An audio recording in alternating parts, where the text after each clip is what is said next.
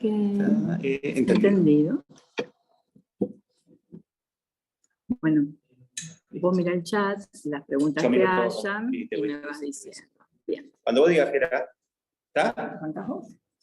Bueno, buenas tardes a todos y a todas. Disculpen en primer lugar por la demora para iniciar, tuvimos un problemita técnico, pero bueno, ya ahora sí damos por iniciado esta charla de juicio de escrituración, que la estamos haciendo de manera presencial y virtual para varias localidades de la provincia. Estamos en la usina social, en la ciudad de Rosario, que queda en Jujuy 2844, aquí en nuestra fundación, y hoy vamos a charlar sobre juicio de escrituración. Queremos agradecer a la doctora Mónica Kleckbach por acercarse en primer lugar aquí a la Fundación para disertar con nosotros y para poder compartir con nosotros esta charla tan interesante, bien práctica de juicio de escrituración. La doctora Kleckbach es abogada egresada de la UCA, abogada litigante desde el año 95 hasta el año de febrero del 2012. A partir de allí fue subrogante en 2 juzgados y del año 2016 es titular del Juzgado Civil y Comercial número 2 de la ciudad de Rosario. En cuanto a los títulos académicos más relevantes, es doctora en Derecho, egresada de la UNR, es profesora de Derecho egresada de la UCA, docente a cargo de la Cátedra Comercial 1 hasta el año 2005 y del año 2012 docente en curso de posgrado. Además es magíster en especialización para la magistratura, segunda promoción de la UCA. Ahora la idea es hacer unos 35-40 minutos de exposición y las preguntas que vayan teniendo durante toda la disertación la van escribiendo en el chat como siempre y nosotros vamos viendo el momento oportuno para poder transmitírsela a la doctora y poder evacuar las dudas. Muchas gracias y nuevamente disculpa por la demora en el iniciado de la charla. Bueno, ¿qué tal? Buenas tardes. Bueno, un gusto estar acá. Y voy a compartir con ustedes la clase de juicio de escrituración. Entonces, comparto la pantalla. Bien, la charla que vamos a hacer hoy es aspectos prácticos del juicio de escrituración. No vamos a hablar de boleto de compraventa. Si bien está vinculado, tiene íntima vinculación la compraventa inmobiliaria, el aspecto que vamos a enfocarnos es en el juicio. Y aspectos prácticos, ¿por qué? Porque bueno, en el ejercicio de la magistratura he visto un montón de expedientes de juicio de escrituración donde se cometen errores y no llegan a buen puerto los juicios. Entonces, lo que trata esta clase son de 7 casos que marqué para que veamos y examinemos y veamos qué casos, qué errores se vieron y qué se debió haber hecho distinto para llegar a una sentencia favorable y a la escrituración efectivamente.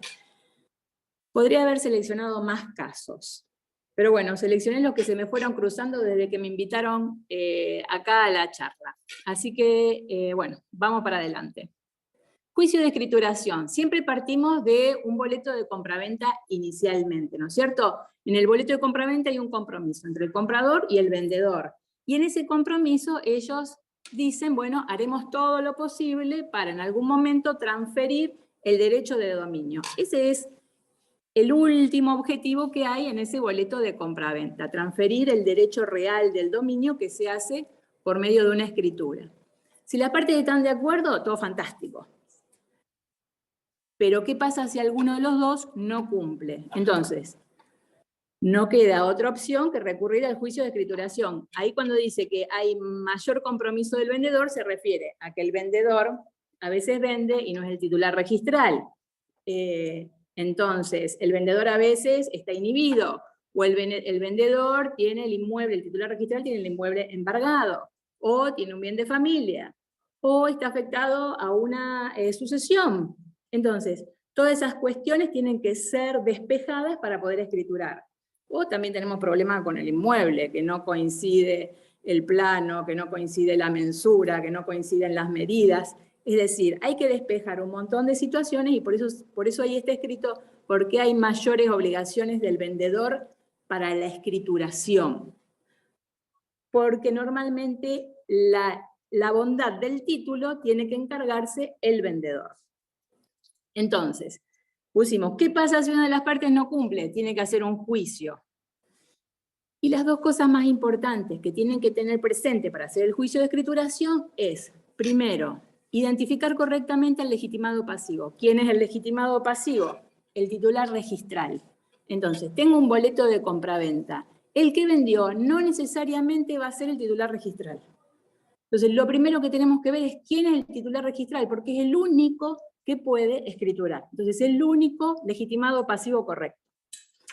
Y luego, si el que nos vendió o el que nos cedió el boleto no es el titular registral, entonces lo que hay que tener en cuenta, y este es el segundo requisito, es que podamos probar el correcto eslabonamiento desde el actor hasta el titular registral.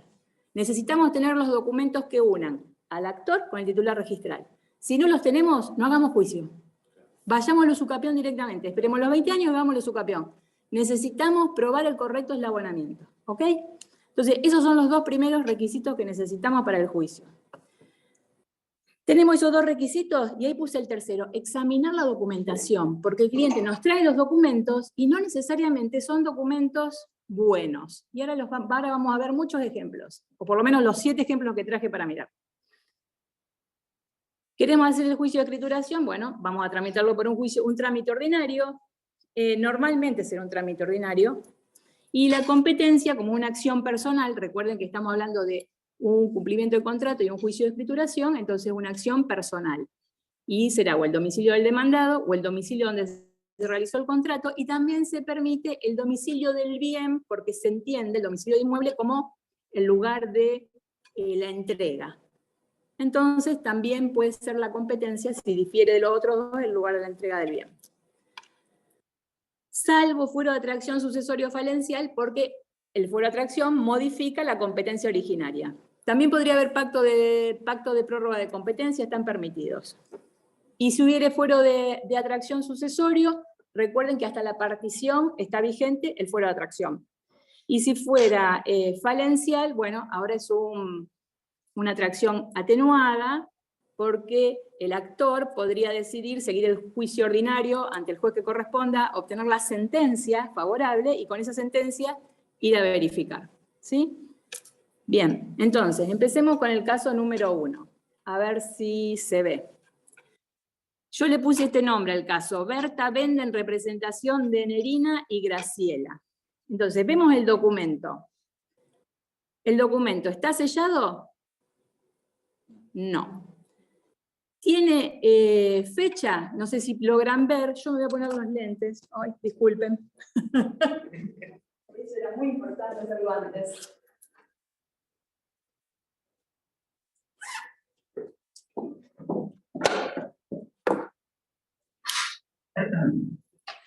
La fecha 8 de marzo de 1992.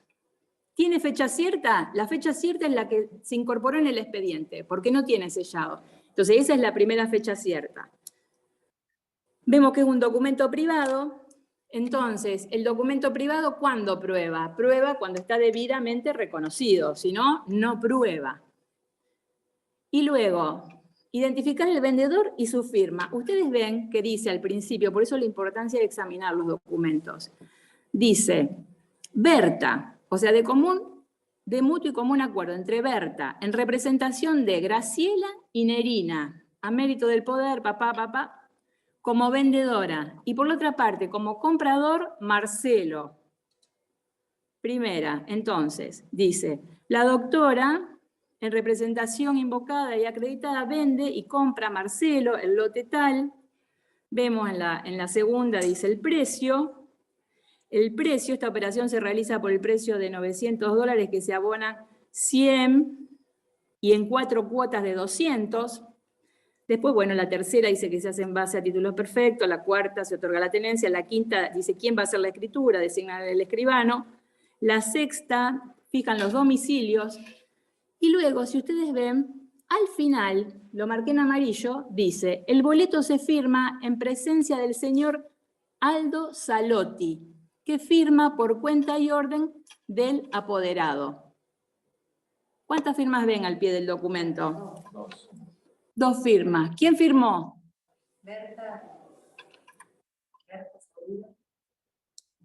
Dice, el boleto se firma en presencia del señor Aldo Salotti, que firma por cuenta y orden del apoderado. Les cuento, el de la derecha es Marcelo Arancibia, que es el comprador, más o menos se entiende. Y el de la izquierda es Aldo Salotti. Ustedes ven que se lee la firma. Aldo Salotti. Entonces, Berta, que era la representante de las titulares registrales, ¿firmó? ¿Los titulares registrales firmaron? Bien. ¿Este documento es válido? Yo creo que sí, es válido. Entre Marcelo y Salotti. Es válido entre Marcelo y Salotti. Entonces, no, Salotti no tiene ningún poder. Salotti dice, firma, dice, por cuenta y orden. Es decir, que Salotti tiene un mandato sin representación de Berta, que supuestamente es apoderada, supuestamente porque nadie vio el poder, o por lo menos no lo trajeron acá. Después puse, ¿dice el estado civil de las vendedoras? ¿De las vendedoras? No, no lo dice. ¿Sería importante saber el estado civil de las vendedoras? Sí. ¿Por qué? El asentimiento. Pues el asentimiento conyugal, exactamente. Entonces, bueno, yo ahí escribí los dos artículos del Código Civil y Comercial. Cuando un documento privado está reconocido o declarado auténtico, bueno, o la firma está certificada por el escribano o porque está reconocido en el juicio. Y fecha cierta, cuando tiene fecha cierta, cuando sucedió un acto específico del cual se infiere que no pudo haber sido firmado después. Bien, ¿qué pasó en el caso donde Berta vendió en representación de Nerina y Graciela? El actor, Marcelo, inició un juicio que le notificó a Nerina y a Graciela, las cédulas se fijaron. Este es un juicio del año 2000, a ver la sentencia ahí dice 95, o sea, antes. En aquella época no se chequeaba tanto lo del domicilio, era más usual esto de fijar las cédulas. La cuestión es que las cédulas se fijaron, no comparecieron, se declaró la rebeldía, y ahí salió la sentencia. Como ustedes ven, el considerando que no habiéndose producido prueba por parte de la demandada y la falta de la contestación de la demanda, aplica el 143, hace lugar a la demanda y condena a los demandados a escriturar. El tema es que, después de que se dictó la sentencia en el año 95, este expediente que tramita en mi juzgado no volvió. O no sé qué pasó, qué sé yo. En el año 2016 yo soy nombrada juez y aparece este expediente. Y viene con una reconstrucción. Y me piden la reconstrucción y me traen la sentencia certificada, que es la que ustedes están viendo, con la fotocopia del boleto que les mostré antes. Una fotocopia certificada, el original tampoco está. Y entonces me dice, queremos reconstruir. Reconstruimos el expediente y entonces yo, lo primero, cuando lo chequeo, lo primero que le pido es que me traigan el poder de Berta, para ver si efectivamente Berta era la representante de las que decían ser las titulares registrales. Efectivamente, era un poder, en aquella época los poderes se inscribían en el registro, entonces estaba inscripto Berta, efectivamente, la representante de esta señora. Además, me acreditaron que las titulares registrales, Nerina y Graciela, habían recibido el bien por herencia, con el cual no nos interesaba si estaban casadas o no al momento de la disposición, porque era bien propio. Hasta ahí. De Salotti no dije nada, porque ya tengo dictada una sentencia. Entonces, lo que pedí fue que me trajeran las cédulas notificatorias de la sentencia. Evidentemente se habría extraviado e intentaron notificar nuevamente. Por el plazo que había transcurrido desde la última actividad, correspondía notificar al domicilio real. Se logró identificar el domicilio real de una de las dos. Se la notificó, vivía en Buenos Aires, se le notificó correctamente la sentencia, no dijo nada, no apeló. Respecto de la otra codemandada, no se la logró identificar. A pesar de que el RENAPER nos da el nuevo domicilio, el domicilio resulta ser inexistente o no se lo ubica. Y el registro de procesos universales nos informa que no existe un sucesorio abierto, con el cual tengo un demandado con domicilio desconocido. Designa un defensor de oficio, y el defensor de oficio apela a la sentencia cumpliendo con su deber de apelar la sentencia. Con lo cual, como apeló la sentencia, esto fue a la Cámara. Y la Cámara decidirá cómo sigue esto. ¿Sí? Bien, pasamos al caso 2. El caso 2 le puse Osvaldo vende a Rubén. Entonces, Rubén inicia juicio. Ven que Rubén le vendió a Osvaldo, pero no demandó a Osvaldo, demanda a María Victoria de Ibarlucea y Quirno de Cancel, lo cual es correcto porque resulta ser la titular registral. Pero, ¿qué documento trae Rubén? Trae este documento, una cesión, no sé si la logran ver, dice, cesión y ratificación de cesión de boleto de compraventa, por la presente Osvaldo, cedente, y por la otra Rubén, cesionario, hacen la presente cesión, cede y transfiere el lote tal, se efectúa la venta por el importe de 20.000, suma que la parte cedente manifiesta haber recibido en su totalidad.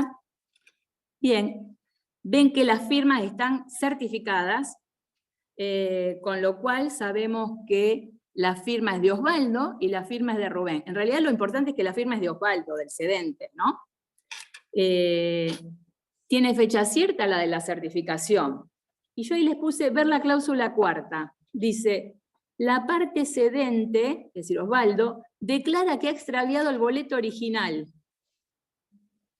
No se lee muy bien. Agregando que fue comprador inicial del lote y siendo su inmediato sucesor don Rubén Heraldo.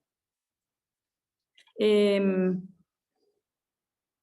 no tiene el boleto, o sea, tiene la cesión de Osvaldo, pero Osvaldo no puede acreditar que le compró al titular registral.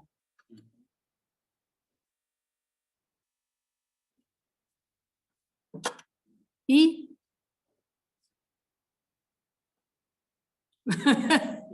Bueno, en realidad Rubén empieza con el pie izquierdo, porque podría probar la existencia del boleto de compraventa que le vendieron los titulares registrales. Yo acá le pongo los articulados donde dice, ¿es un problema no tener el boleto de compraventa? Y sí, es un problema, es un problemón.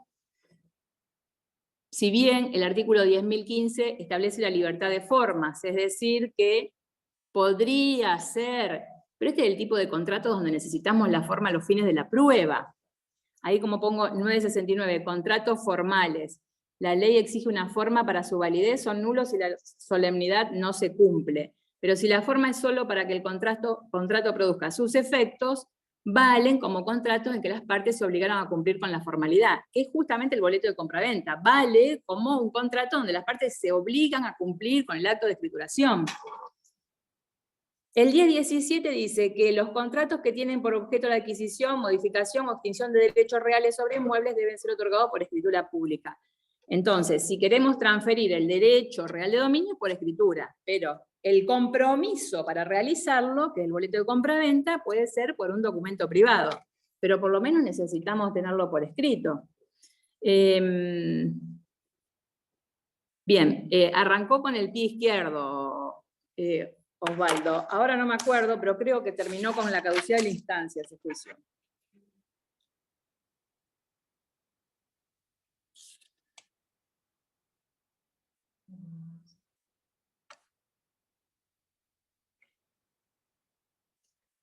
Sí, no recuerdo, creo que terminó con la caducidad de la instancia. No estoy segura. Discúlpenme, se me olvidó. Bien, vamos al caso 3. El caso 3 es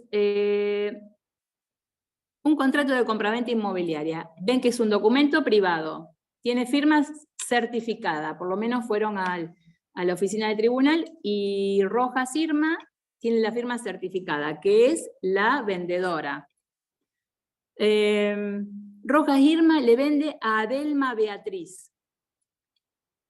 Y ahí dice, le vende el lote 9, manzana C, plano tal, tomo tanto, etc. Bien, el día del contrato es el 1 de junio del 89. Tiene la certificación en el 89. Ven que está sellado. Luego, el actor trae otro boleto que le pone boleto sesión. No es lo mismo un boleto que la sesión. Pero vamos a tomar acá que es como si fuera lo mismo, como puso acá la gente. Entonces, en esta sesión, vimos acá que Rojas le vendía a Adelma el note 9. En la sesión, esto ya ocurre en el año 2008, y les marqué la fecha, Adelma cede a Cristian, el mismo lote 9.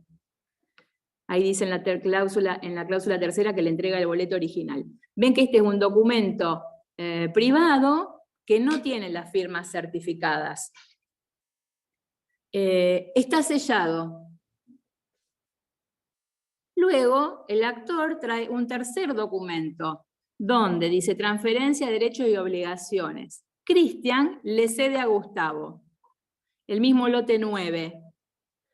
Precio 5.000 que es abonado en este acto. Entonces, este sí tiene las firmas certificadas. Certificó la firma de Cristian y la de Gustavo. La que nos interesa en realidad que esté certificada la firma de Cristian.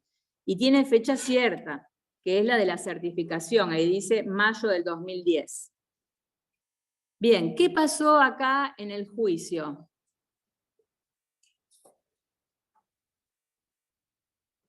¿Quién es el legitimado pasivo? Vemos que ahí le saqué una foto del extracto.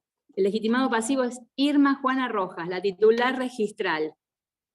Entonces le pongo, ver el estado civil, soltera, porque ustedes fíjense que en el documento original dice Irma Rojas y nunca aclararon cuál era el estado civil. Por ahí lo dijeron verbalmente en el acto, por eso firmaron tranquilamente el documento, pero bueno, años después, en el año 2010, no sabíamos qué había pasado. Y luego, ven que le pongo fecha de nacimiento, porque dice Irma Juana Rojas, Argentina, nacida el 31 del 12 del 17. Cuando se hizo esta tercera sesión en el año 2010, Irma tenía por lo menos 93 años. El juicio se inicia después, supongamos que se inició en el año 2011. Tiene muchas chances de que no siguiera viviendo Irma. Entonces, ¿qué pasó en el juicio? El actor demandó a Irma, a Adelma y a Cristian. ¿Está bien? Con demandar a Irma era suficiente, pero hasta ahí, momento, ¿por qué? Porque recuerden que la única firma certificada que yo tengo es la de Cristian. Entonces, ningún sentido tiene demandarlo a Cristian si ya tengo la firma certificada. Pero de Adelma no tengo ninguna firma certificada. ¿Cómo hago para probar la validez de este eslabón de la cadena? Entonces, ¿qué hago? ¿La demando? Podría, pero no es lo mejor.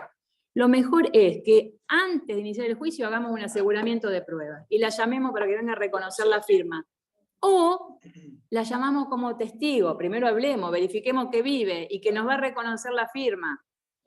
Podríamos demandarla, porque si hacemos el juicio así directamente, vamos a obtener condena con Irma, probablemente, pero vamos a tener rechazo de la demanda contra Adelma y contra Cristian. ¿Por qué vamos a rechazar la demanda? Porque es un juicio de escrituración y no son los titulares registrales. ¿Sí? Sí podríamos demandarlo a los tres o demandarlo a Cristian por cumplimiento de contrato, para que Cristian a su vez demande por cumplimiento de contrato a Adelma y a Irma. ¿Sí? Pero el único legitimado pasivo para el juicio de escrituración es Irma. Bien, yo ahí le estoy poniendo porque era importante determinar el estado civil, porque el artículo 470 establece que es necesario el asentimiento conyugal para vender los bienes registrables. Y hay dos artículos más, el 456 y el 522. 456 habla del matrimonio y el 522 de la unión convivencial, que el cónyuge o el conviviente, si la convivencia está inscripta, tienen que prestar el asentimiento necesario para la venta, o para disponer, o para gravar, y si no se hace, pueden demandar la nulidad del acto. ¿Sí? Entonces, en el trámite, yo ahí puse, ¿por qué demandar a los cedentes? Claramente, si vamos a hacer un juicio de escrituración, no hay que demandar a los intermediarios, hay que demandar directamente al titular registral, pero solo si podemos establecer, si podemos colocarnos por las diversas sesiones en el lugar de los cedentes, ¿sí? Si en el medio, en vez de haber una sesión, hubiera un boleto de compraventa, por eso les dije, le dice boleto de compraventa sesión, vamos a suponer que sesión. El boleto de compraventa no es lo mismo que la sesión, el boleto de compraventa está vendiendo un nuevo bien, está vendiendo una cosa ajena, no está transfiriendo al mismo lugar. ¿sí? Jurídicamente tienen distintos efectos. Después, ahí le puse, porque ¿qué pasó en este caso? Como les dije, efectivamente Irma había fallecido. Entonces viene el expediente por fuero de atracción. Lo que hubo que hacer fue, una vez que llegó por fuero de atracción, publicar edictos, como establece el 597, citando a todos los herederos posibles, y por como lo establece el 597 y por resolución de Cámara, además hay que notificar por cédula el domicilio real de los herederos. Si ningún heredero viene, hay que designar defensor de oficio. Y otra cuestión más que ahí le estoy escribiendo, libre inhibición de los cedentes. El juez, cuando dicta la sentencia, supóngase una sentencia en un caso como este, para condenar por escrituración, primeramente tiene que verificar que todos los cedentes, al momento de cada sesión, no hubiesen estado inhibidos. ¿Sí? He pedido el libre inhibición y me dicen, no, pero no me lo dan a la fecha. Bueno, no importa, ustedes me traen una libre inhibición hoy. Si la libre inhibición hoy surge que tiene una inhibición posterior al documento de fecha cierta, no nos importa. Ahora, si tiene una inhibición anterior, entonces primero hay que resolver esa situación. Bien, vamos al caso 4. Hay una pregunta, no sé si querés citarla, dice si el cónyuge separado de hecho no prestó consentimiento, ¿lo tengo que demandar también junto con el vendedor a los fines de prestar consentimiento? Repetime la pregunta. Si el cónyuge separado de hecho sí. no prestó consentimiento, ¿lo tengo que demandar también junto con el vendedor a los fines de prestar consentimiento? Bueno, depende. Déjame la pregunta para después. En el sexto caso tratamos un tema de asentimiento conyugal. ¿Y por qué te digo depende? Depende si el documento se firmó con el Código Civil o con el Código Civil y Comercial. Varía la solución. ¿Sí? Entonces lo vemos después. Si no lo respondí, me la volvés a recordar. Entonces, en el caso 4, ustedes ven, es un boleto también, otra vez, un documento privado y está sellado. Yo le puse ahí, Susana vende el 100%, pero es dueña del 50%. Fíjense, dice, entre Susana, Beatriz como vendedora y Raúl como comprador, se vende este inmueble. La presente compraventa se realiza por el precio total y definitivo de $30.000, que la compradora abonará $6.000 en este acto y $24.000 cuando se escriture. ¿Sí? Entonces,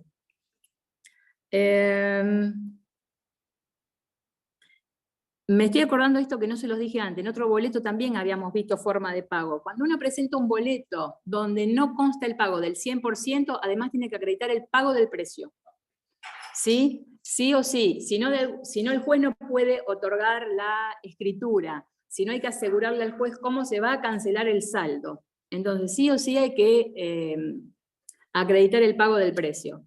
Entonces, en este caso vemos, Susana le está vendiendo al Raúl un inmueble.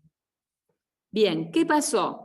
Que cuando trae el extracto de dominio, vemos que son titulares dos personas, Carlos y Susana. Entonces lo que yo le decía acá Susana vende el 100%, pero era condómina. En realidad hay una inscripción de herederos, ¿no? Yo entiendo que Susana hizo esto porque ustedes ven a la derecha que hay un oficio, el registro de la propiedad, donde ordena inscribir la partición. Y en esa partición, en esa declaratoria de herederos, se establece que el inmueble que vendía iba a ser para Susana. Uno para Carlos y el otro inmueble que está vendiendo para Susana.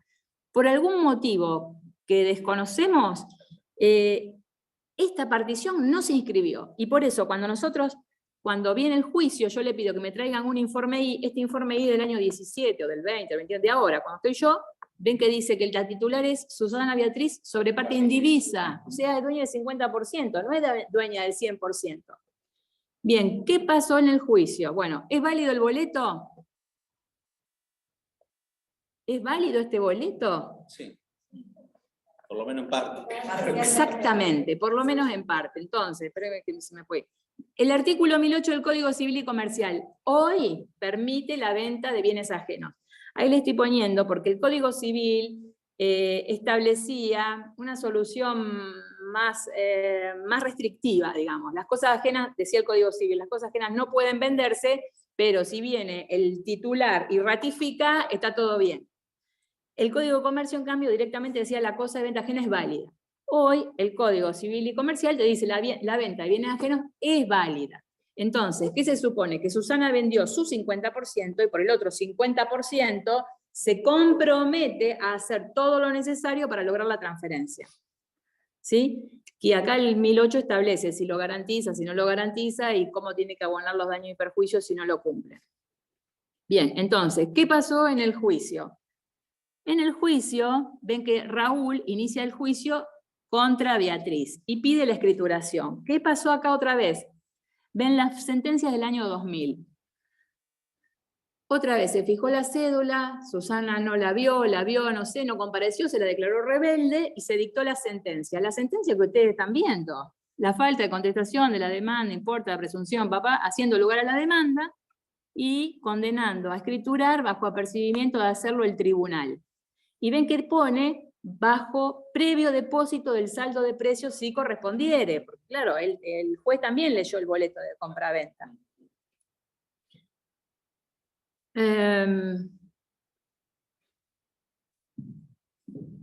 Esto ven que es año 2000.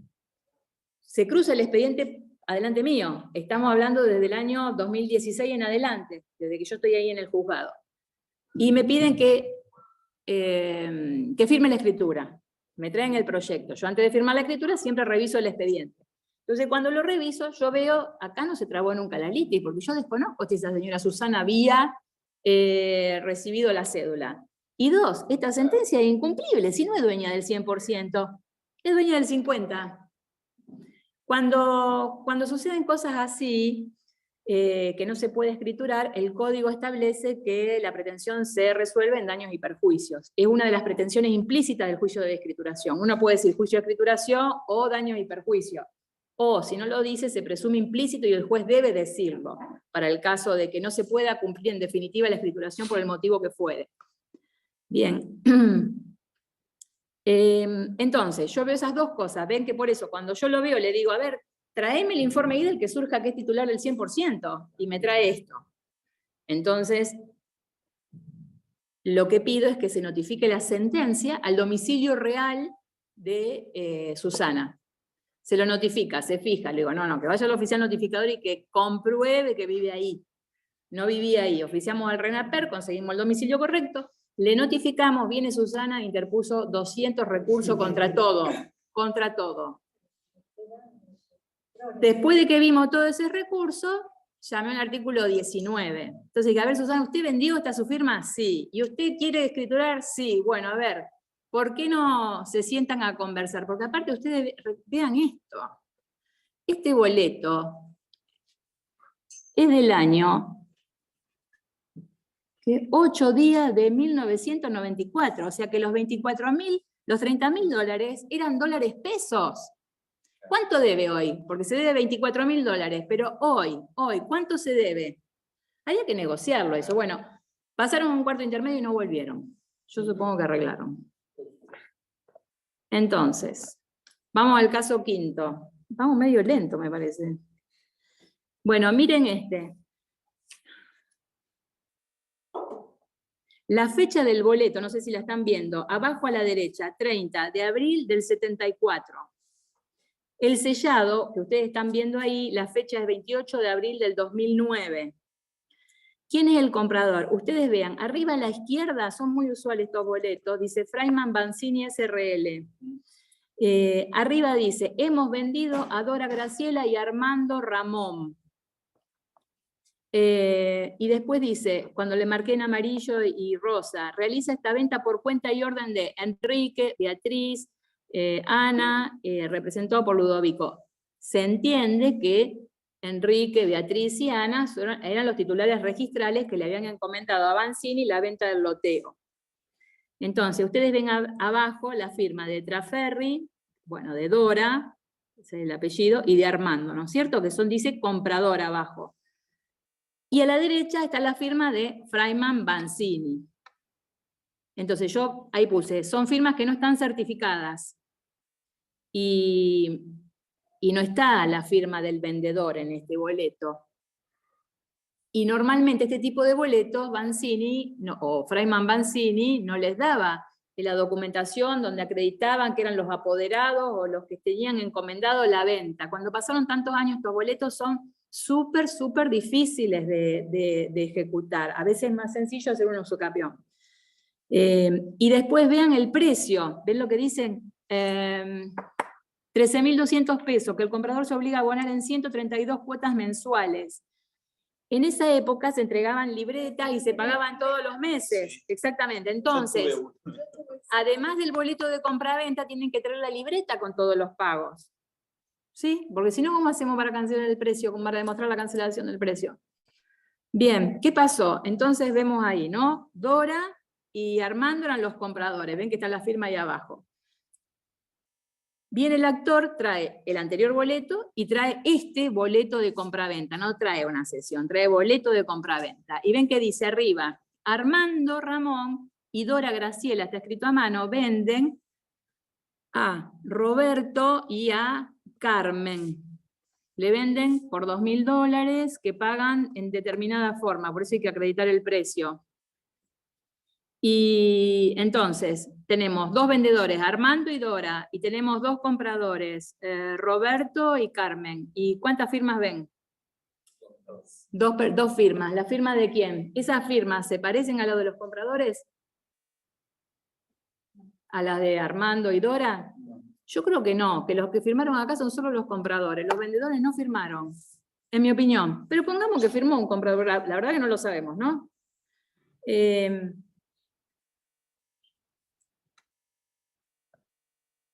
Se inicia el juicio, viene Roberto es el que compró acá, en este boleto, ¿no? Viene Roberto e inicia el juicio contra Armando y contra Dora. Cuando inician el juicio le pedimos que traiga el informe y para ver si los demandados eran los legitimados pasivos habilitados. Él mismo trae, en la parte de atrás no le saqué foto, dice que sí, que es correcto, que los titulares registrales eran Enrique, Beatriz y Ana. Entonces, ¿para qué demandó a Armando y a Dora Graciela? ¿Está bien demandarlos? Sí, si los voy a demandar por cumplimiento. ¿Qué es lo que tenía que hacer? Porque tiene un boleto de compraventa, no tiene una sesión. ¿Sí? Igualmente, si hubiera tenido una sesión, no puede establecer el eslabonamiento con los titulares registrales, porque en este boleto no está ni la firma ni de Armando ni de Dora, y en este boleto no están las firmas de los titulares registrales. Entonces, en este caso, donde no está la firma de los vendedores, ¿cómo hacemos para probar el eslabonamiento del caso? ¿Qué debió haber hecho?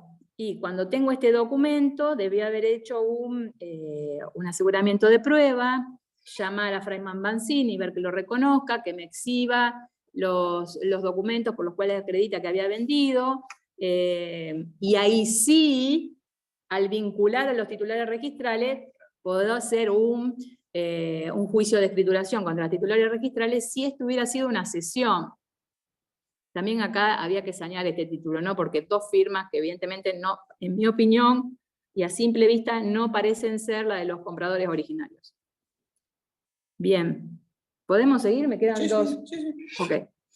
Entonces, caso 6. En este, Matías le vende a Julio José.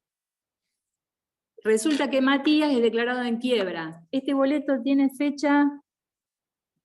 la ciudad de Rosario, agosto 1996. 1996. No sé. Me están poniendo en quiebra a mí, me están diciendo que... En el año 2004, o sea, Matías cae en quiebra. En el año 2004 va un oficial de justicia a la casa de Julio a decir, vamos a rematar.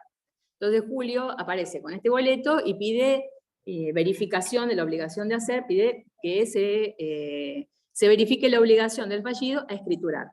Efectivamente, cuando se presenta en quiebra, en algún momento el fallido había dicho que había enajenado este inmueble por boleto. Además,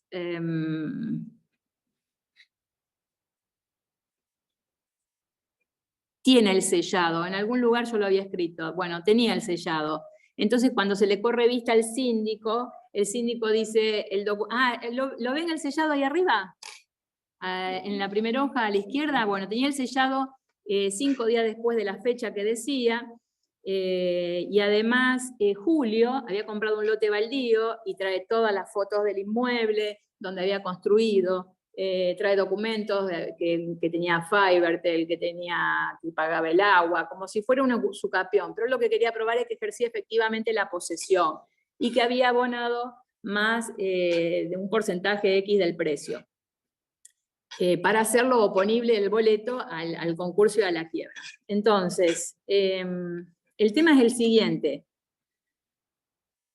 Como la síndica dice, parece que el acto es sincero, aconsejo verificar. Vemos que el juez, el 22 del 11 del 2004, dice hacer lugar a la verificación promovida, con costa, suspéndase la subasta. Muy bien, esto es en el año 2004. Y vienen después, también, mientras estoy yo, pobre gente que esperó, y me piden escrituración. Entonces, yo vuelvo a revisar todo desde cero, y ¿qué veo?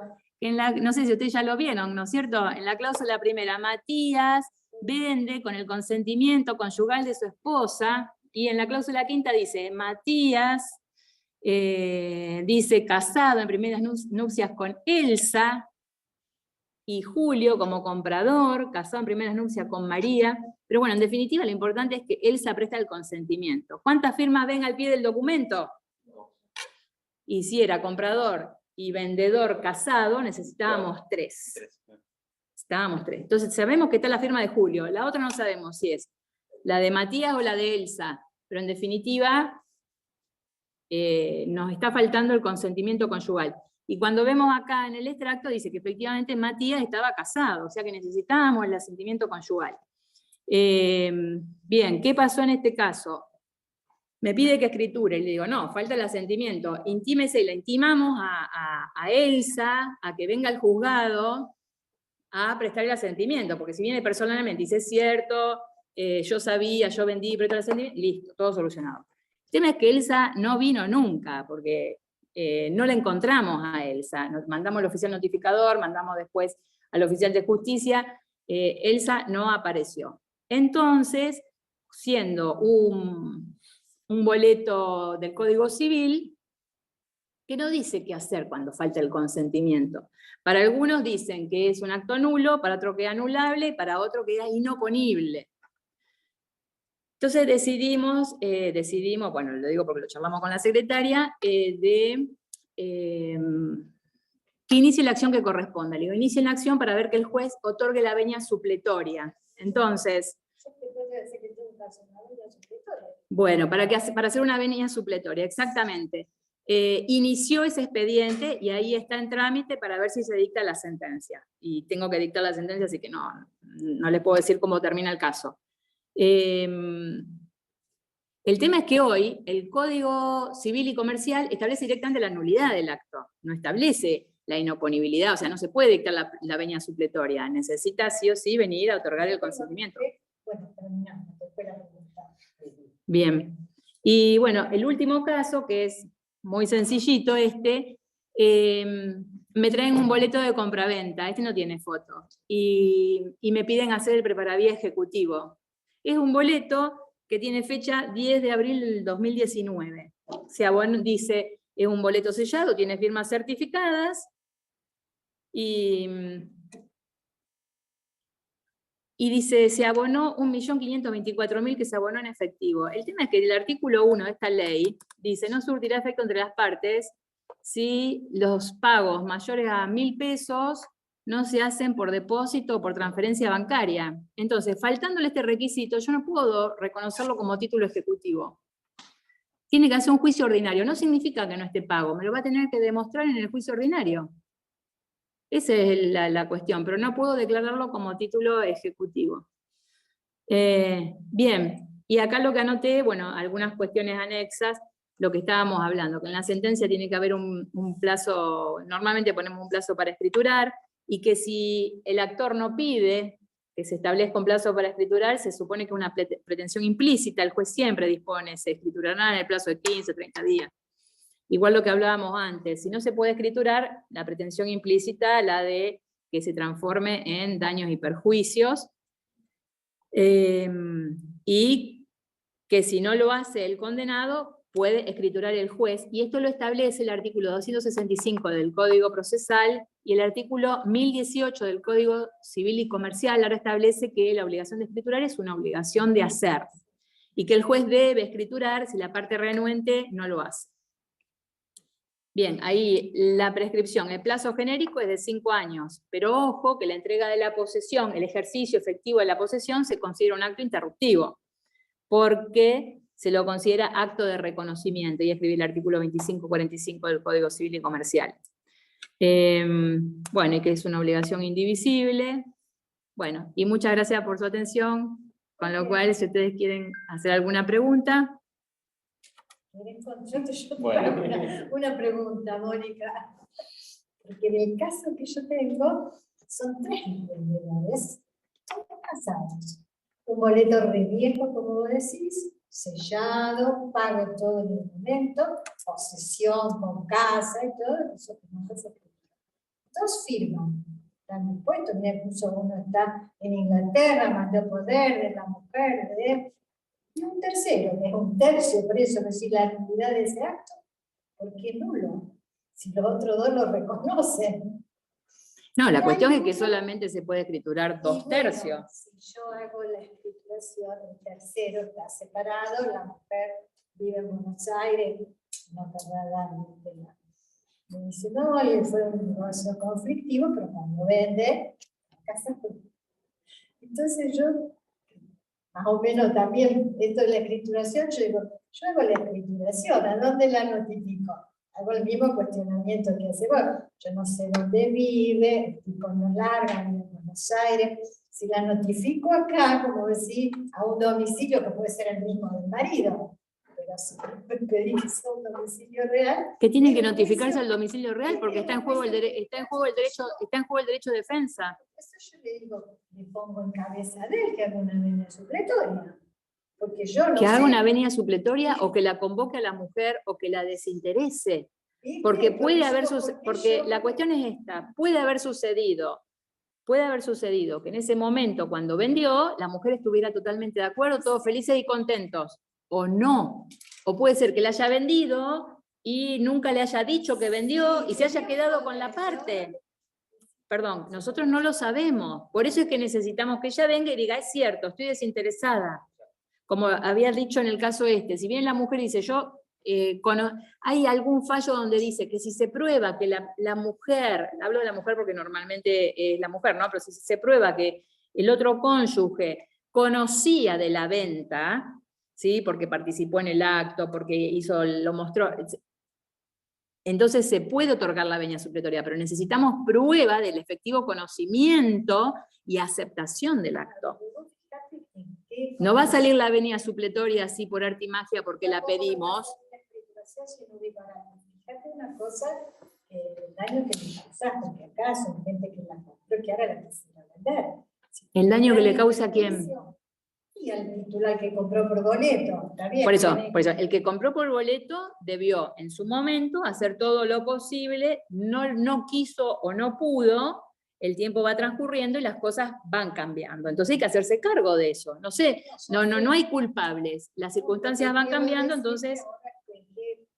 Porque si no, jamás va a poder defenderse bien. ¿Cuál es el sí, no desconozco. Podría ser que haga una escrituración por los 2 tercios.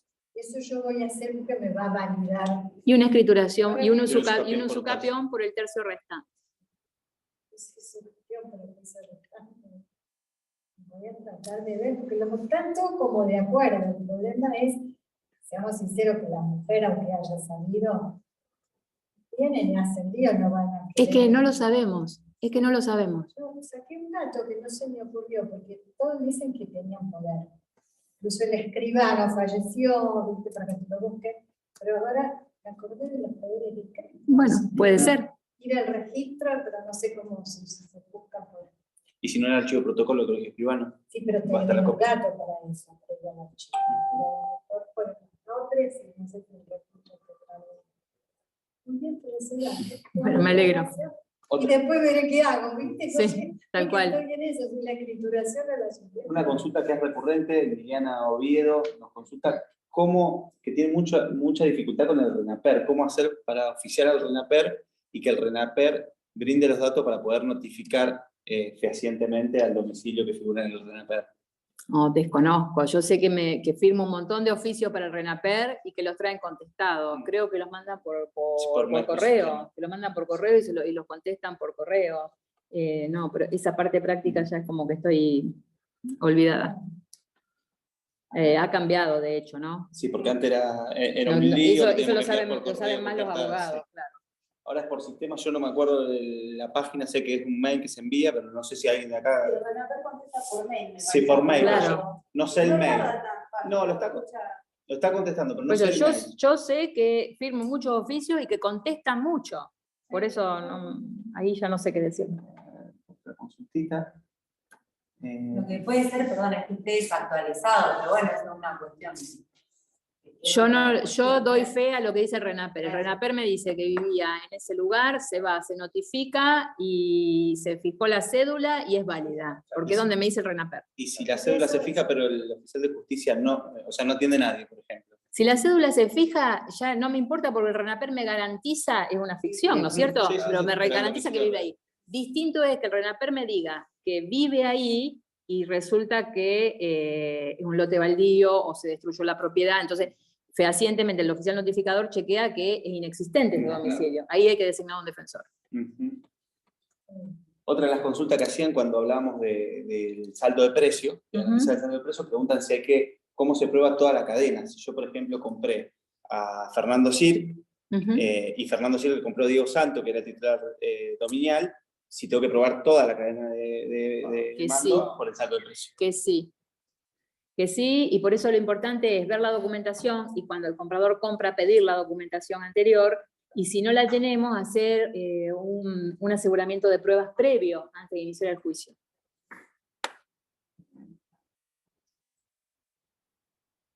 Todos los documentos del elaboramiento tienen que cumplir con todas las formalidades. Sí, porque vamos a hacer un juicio de escrituración. Distinto fuera que vos hicieras un juicio de usucapión y lo traes como prueba. No estás fundando tu acción en los títulos. Son pruebas como los impuestos, como otros documentos más que puedas tener. Pero acá, como estás fundando la acción en las sesiones, todos tienen que estar debidamente repuestos. ¿Sí? Acá hay otra consulta de Alicia Rodríguez, que nos consulta, en caso de boleto o sesiones sin firma certificada, ¿serviría que se presente ahora ante una escribanía y ratifiquen ese acto? Sí, por supuesto. Por supuesto.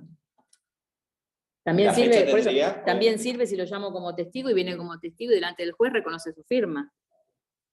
Lo importante es que sea un documento reconocido, como dice el código, les marqué antes el articulado.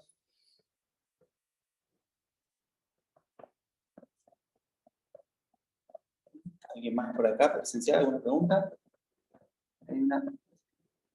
Ahí está, el artículo 314.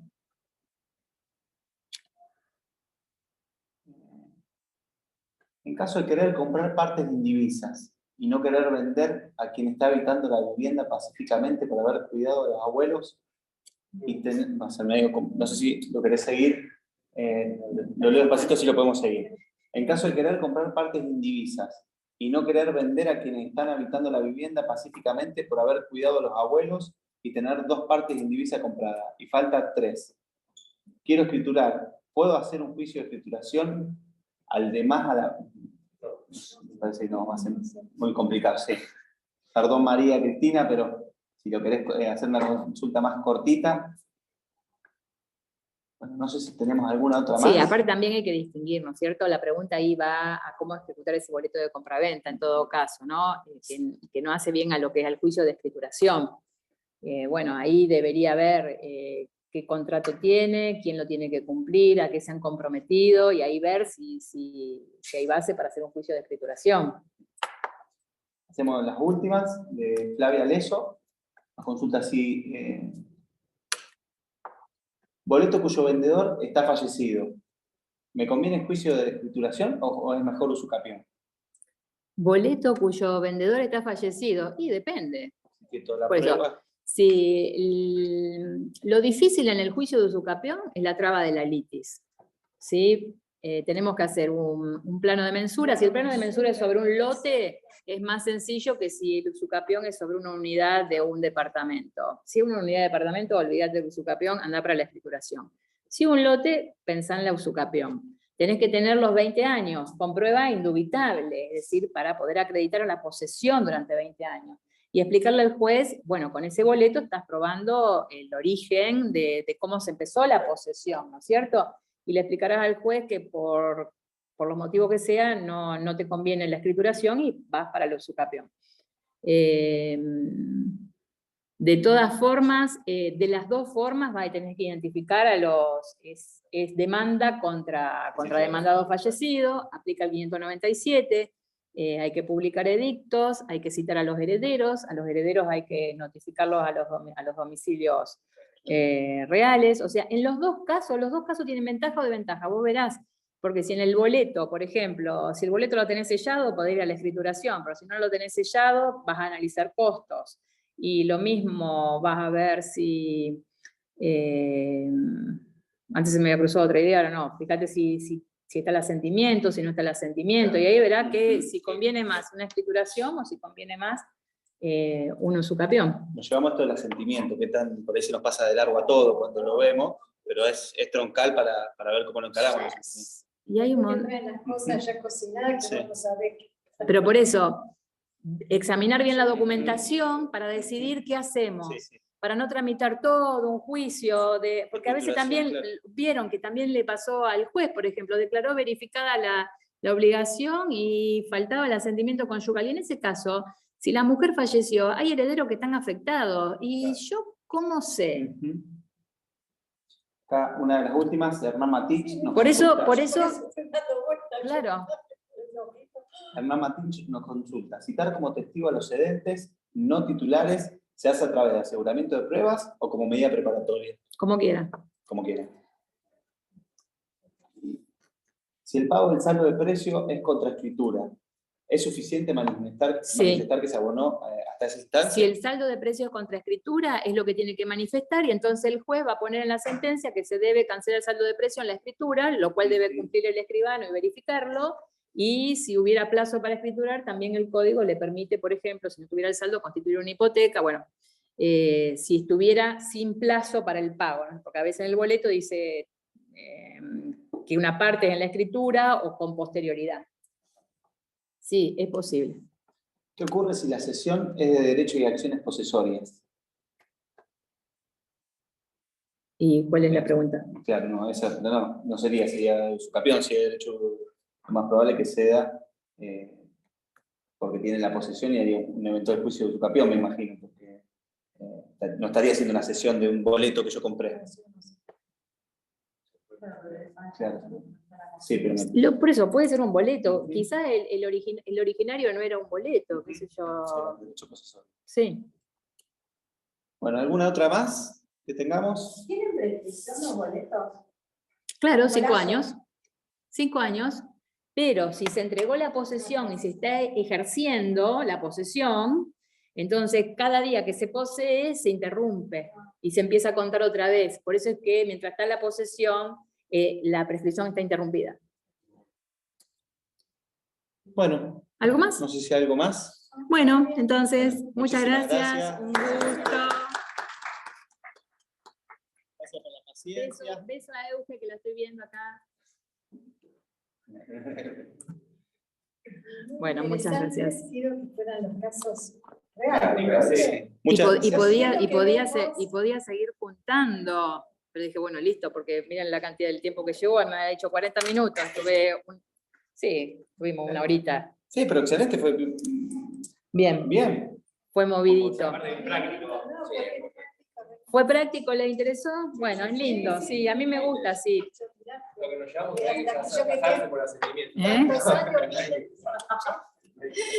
Porque son detalles que hay que prestar atención, exactamente. Que terminamos por ahí haciendo juicios, sino que un error. A veces uno está tan entusiasmado. entusiasmado. Toda la justicia un montón porque metimos un juicio de escrituración y no iba. Claro. Y estamos renegando un montón, faltaba el asentimiento y cuando terminamos nos queremos matar. Y laburó el juzgado un montón, laburamos nosotros un montón y nos faltaba el sentimiento que nos lo morfamos Y porque leímos que decía... después le tenés que decir a tu cliente, Claro, hay que hacer un usucapión. nos mata, no, nos mata. Y ahí quedan las carpetas en el estudio que te queda ahí, que te mira. Pero no te queda otra, lo mejor es decirle, bueno, cambió el criterio, antes que lo que yo te dije, antes se notificaba así, ahora no se notifica más así, transcurrió el tiempo, alguien se durmió en los laureles, a ver. Pero la gente dice que Entonces, si se durmió en los laureles, está bien, pero hagámonos cargo. Entonces, ahora, ¿cómo se hace? Bueno, ahora hay que hacer... Y todo ese juicio es una prueba, porque todo el tiempo que transcurrió, evidentemente, son manifestación de intenciones, de hechos posesorios, hay pruebas. Lo que pasa es que mucha gente por ahí firma adelante un escribano que lo único que hace es certificar la firma y cree que eso le da veracidad a todo el acto. Entonces viene y te dice, no, pero había un escribano y lo firmé en la inmobiliaria, en la escribanía. Entonces, ya con eso, socialmente, no, es válido todo esto. Y por ahí cuando compramos, no hacemos un Y no estudio de título, no chequearon que era el verifican titular nada. registral. Claro, Exactamente, no pasa chequeaste mucho que era el eso. titular registral. Sí, Muchísimo totalmente. pasa. Lo de la cadena, esto que hay que analizar y ver, y lo mismo. La gente no analiza el... Chicos, hace poco me tocó dictar una sentencia en un expediente donde pide daño y perjuicio y resolución contractual, que le devuelvan la plata, porque el señor va a un terreno en Funes y el vendedor le muestra una plaza, un espacio público, y le dice, yo vendo esto. Y le dio el precio. Claro, el muchacho se entusiasmó, dijo, esta es la mía. Lo vendieron un montón de veces esa plaza. Obviamente un delincuente el vendedor. Pero la gente no hace el estudio de título, porque después dice que un día fueron, compraron, pagaron, estaban midiendo el lote, y un vecino le dice, mira, escúcheme, este es un terreno público. ¿Cómo que un terreno público? Fue la municipalidad y se desayunó que sí. Claro. Sí, imagino, ¿La por plata hacer la nada, perdió? la perdió. ¿La plata la perdió? ¿Y a vos te parece increíble? Sí. Pero la gente tiene tanta ansiedad por comprar, por tener su terreno, que cree y confía en el otro. Hay mucha gente que es muy buena y que realmente es confiable y que vale la pena arriesgarse en negocios, que a veces no son boletos, te venden inversiones o cuotas de inversiones. Entonces vos decís, bueno, compro esta cuota, asumo el riesgo. Claro, a que dentro de 3 años me van a dar ese pedacito de tierra porque lo están parquizando, porque lo están haciendo. Asumo el riesgo. Pero otros no. Es decir, como en todos lados, hay manzanas buenas y hay alguna que está un poco... A mí me pasó un caso que fue en el juzgado de la autora, que nuestros clientes compraron una casa, también la escribana, que estaba la inmobiliaria, pagaron, creo que eran $40.000 en total, pagaron $20.000 en efectivo en el momento y $20.000 en cuota. Y le vendieron la casa. Y decía que al terminar el boleto de compra, que el plazo de pagar las cuotas escrituraba. ¿Qué pasó? Cuando estaba terminando de pagar las cuotas, se dieron cuenta que no era el titular registral. Yo me acuerdo ahora. Claro, sí, yo te dije, me ayudaste por lo menos ¿qué vas a hacer? a Cuando yo te dije, claro. por lo menos me ayudó en la audiencia a lograr un convenio, un acuerdo, porque ellos iniciaron un usucapión. Los que le vendieron, en realidad lo que tenían era un usucapión hecha, pero en ningún momento le dijeron que era un usucapión en trámite, ni siquiera tenían sentencia de primera instancia. Y para un expediente de usucapión del 2012, parado hasta... Pero bueno, logramos hacer por lo menos un acuerdo a que reconozcan, porque encima le hicieron firmar todos pagaré en blanco. Tenía librado todo pagaré por todo lado en blanco. Y te pasa, y yo le pregunto, pero ¿cómo no te...? Y me acuerdo que le hice este ejemplo, vos comprar un auto, hacer el estudio, lo primero que hacer, pido todo en el auto, y está socialmente... Me dice, no, pero la vi la abogada, la vi la escribana y no pedimos nada. Yo confío en ellos. Bueno, por eso, entonces, para concluir, van a hacer juicio de usucapión, vean quién es el titular registral, lo primero. ¿Quién es el titular registral? Se puede disponer ese inmueble, no está embargado, no está inhibido el titular registral, no tiene ninguna restricción. Y después, ¿puedo probar el correcto eslabonamiento desde mi cliente hasta el titular registral? Si se dan esas dos cuestiones, empiezo a ver el resto. Pero si no, de entrada le tengo que decir, mira, por este camino no, vayamos por otro camino. El tema son los boletos esos de Freiman y Banzini, que un montón de gente compró. No ejerce la posesión, lo compró y lo dejó. Y ahí tampoco puede hacerlo usucapión, porque no está ejerciendo la posesión. No tiene la posesión, exactamente. Bueno, Bueno, muchas gracias. no, por favor, Perdón la un demora. gusto.